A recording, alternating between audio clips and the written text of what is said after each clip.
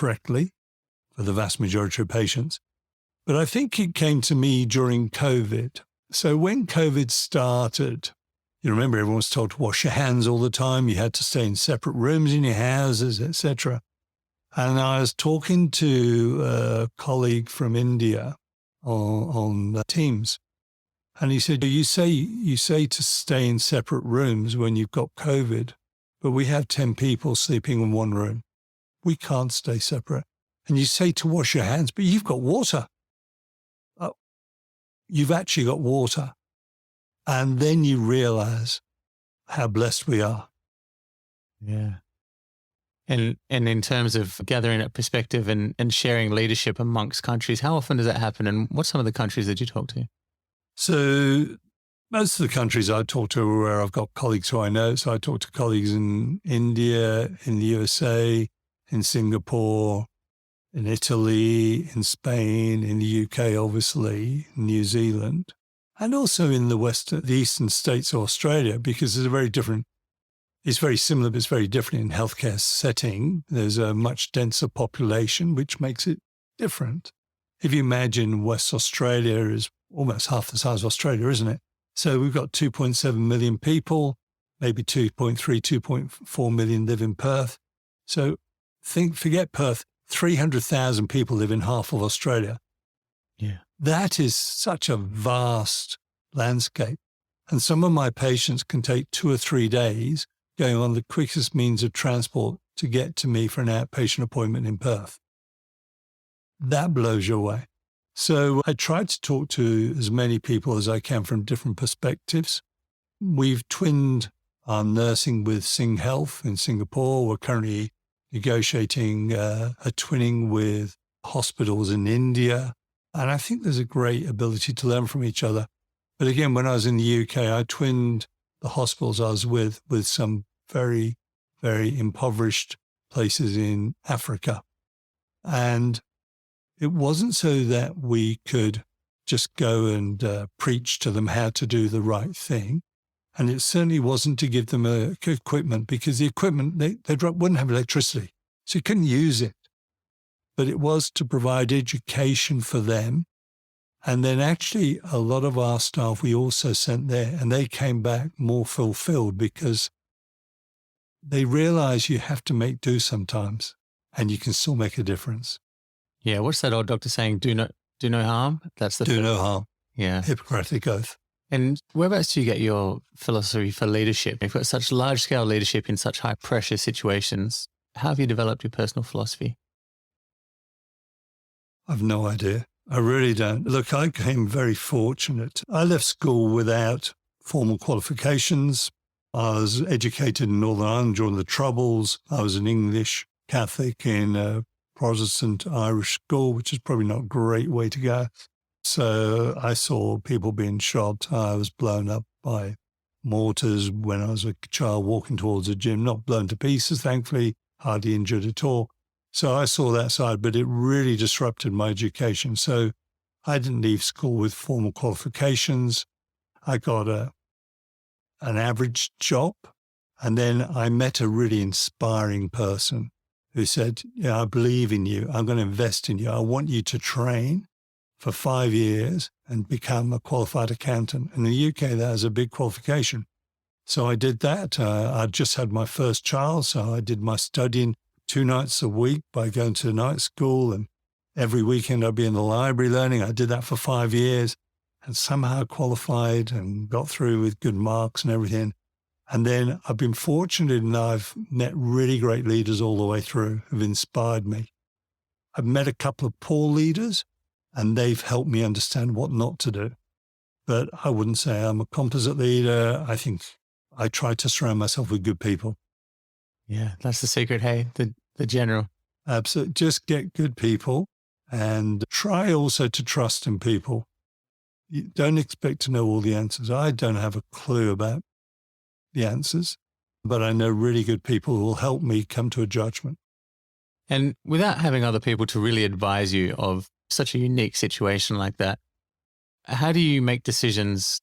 How far in the future do you calculate those decisions and how do you navigate? And So I do have really good people who help me with all the decisions. So I would never go, very rarely, I can't think of an occasion where I go in blind, where I don't know anything and I'm not briefed or something.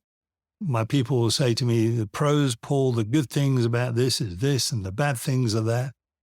And we think this is the way it's going to go. And you kind of follow their advice. Or if you're not quite sure, so maybe you'll go and seek some thoughts from somebody else. And mostly the answers just become apparent. They rise to the top as the positives outweigh the negatives. And of all the options, this is the option. But you never think that you can get everything perfect, because there are always consequences for every decision. Do I invest in that new piece of machinery? Yeah. Oh, by the way, that means you can't invest that other piece of machinery. Do I put more investment into running more theatres for that specialty? That means those theatres aren't available for another specialty. So you're just balancing it up all the time. But don't assume you have to know the answers, and listen to other people. From a medical industry perspective, what's some of the biggest challenges facing humanity? We've heard that antibiotics resistance is a thing, or population collapse, David Amber says population increase, Elon Musk says population collapse. From what you're seeing in the medical industry, what do you think are some of the biggest challenges that face us? So population growth is the first thing. So, excuse me, populations are growing around the world. The age of the population is increasing. I heard the other week that the first person to live to 200 has already been born. 10% of babies born today could live to 150 in a developed world. I think we've largely cured a lot of cancer compared to where we were 30 years ago. Now it's brain disease, dementia, Alzheimer's, etc. So all of those pressures, I think consumerism is a massive pressure. In the old days, you might be prepared to wait. Nowadays, I think less people are prepared to wait. I had in the UK somebody who went to their GP on a Monday morning. The GP says, look, I'm going to send you I want you to get tested. I think that might be a melanoma or a cancer. The hospital will write to you within 14 days and arrange an appointment within 14 days for you to be seen. And then they'll have 30 days if it needs an operation. By 10 o'clock that morning, the patient had rung the hospital I was running and said, when's my appointment? We hadn't even got the fax from the GP. Yeah. And then I found about it 3 days later, where he said, I'm writing to you or emailing you from my hospital bed in Belgium because I couldn't wait any longer. Wow. But for him, that was super important, because the C word is like, that's the end of my life. So consumerism is going to put real pressure on health services. The speed of technology. So some of the machines I now buy, a Da Vinci robot or a Mako robot, they're millions of dollars for a number of patients, but a small number of patients. Some of the drugs, some patients could be on a drug that will cost $500,000 a year. And that might even be for a long period of time. So all of those pressures. So I think that's what we're facing. What we've got to do, though, I think, is move in healthcare more towards true healthcare, which is not letting people get so sick. So don't let people get to a crisis before you help them. So I'll be obvious about it. People on the street are more likely to get sick, to get flu, to get pneumonia, to get other debilitating diseases. People in poverty, we know the experience of that and the impact on healthcare. People with mental health illness, if we could get to them sooner rather than allow for the mental health to grow with them, certainly if it stems from something like depression. And then we obviously know about Indigenous health and the years difference in life expectancy between them and Caucasian Australians. So personally, I would much rather get towards preventative health and doing far more in that arena.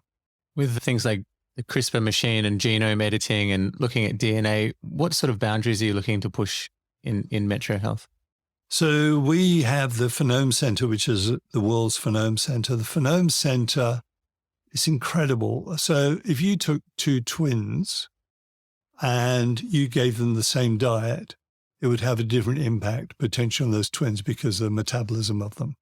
So Forden is looking at that and then looking at agriculture and looking at other areas and saying, actually, how do we kind of manage disease before it presents itself as disease, or manage somebody's condition prior to you even realize it's going to happen? So that those boundaries, genomics are the other side of the coin. So this is the history of where the genomes come through. So again, I think you balance those two and you've got an incredible tool for looking at a person's management way before we traditionally do, way before. I think a way that I sort of started thinking about your role as a coach, like you're the Phil Jackson of the 92 Bulls and you're trying to get some stars on the team to help your team out. What is it like recruiting at people that are that brilliant, that level with those kind of resumes? How do you go about it? So we have a very open system of recruitment, quite rightly, in Australia. So I don't tap people on shoulders.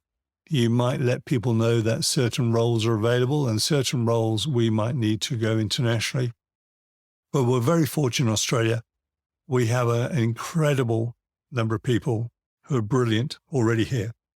So it's a case of making sure they want to come to me, maybe rather than going to another hospital.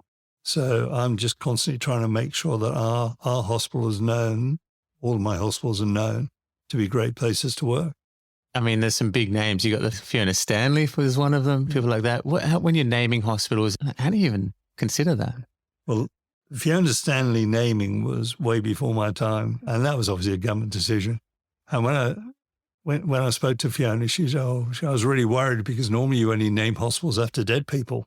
So she said she's under a bit of an omen, but she's an amazing lady. I've met her a number of times and just so inspiring. But you're right, we have the Fiona Woods, we got the Rob Labiastas, we got just incredible.